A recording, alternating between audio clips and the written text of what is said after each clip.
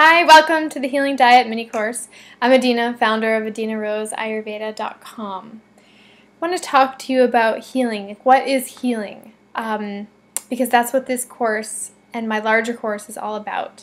So I believe that healing is a natural state that we can access at any time if we have the right influences.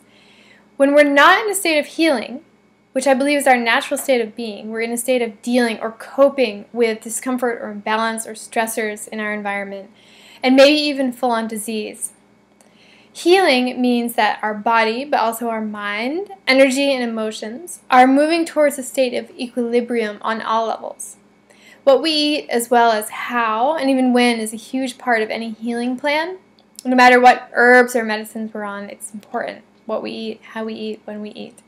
And I've created this 3-part mini course to get you started on understanding food as medicine as a part of your self-healing journey. We're using Ayurvedic medicine as the basis for understanding. So these 3 practical tips and ideas just scratch the surface of the deep and complex science that Ayurvedic medicine is. But try incorporating them into your life and let me know what kind of changes you experience. It might not be what you think. So first, I want to talk about prana. Prana is a way to describe energy, and in the case of our food, we might say it's like potential energy. It's more than just this, though, because prana has intelligence. Prana enters each cell and enlivens the body, and it leaves the body, it exits when we die, at the time of death. So prana in our food not only needs to nourish our cells on a gross level, but replenish the underlying life force within us. Our health is compromised if there is insufficient prana, or if the flow is blocked, or even if it's moving in a scattered direction or the wrong direction. We cultivate and nourish prana through food and through breath.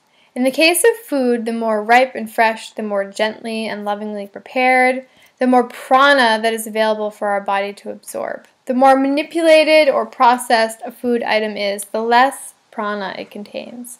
If it has been freeze-dried or processed very thoroughly, frozen, filled with preservatives, and packaged, the prana is really not there. It's leached out of it. It's sort of considered dead food. The calories may be there, the stuff is there, but that pulsing aliveness is no longer there.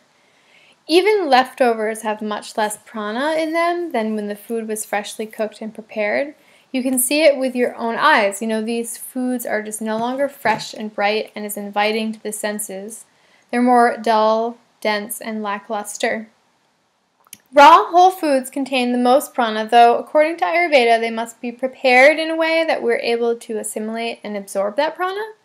Blending them finely can help, though as you begin to learn more and more about Ayurvedic principles, you'll understand that the qualities matter, and raw food in excess, even when blended, is cooling and extracting to the tissues. So if you process at home, by blending the raw foods, that can help you assimilate the prana. But the best way is to cook your foods lightly with some digestive spices. It aids in absorption of the nutrients, as well as that more subtle aspect of energy, of prana.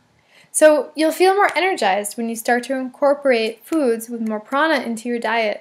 And one way to do this, of course, is to buy and prepare more whole foods. Buy less and less that comes in any sort of packaging. Begin preparing meals fresh as much as possible. And don't rely on leftovers to get you through the week. I know a lot of people do that, and it's because of time. I know, I understand, but a meal doesn't have to be complicated.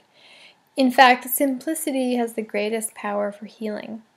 Some of my favorite websites where you can find some new whole foods recipes include 101cookbooks.com, mynewroots.com, and vidyacleanse.com. I have them written down here for you.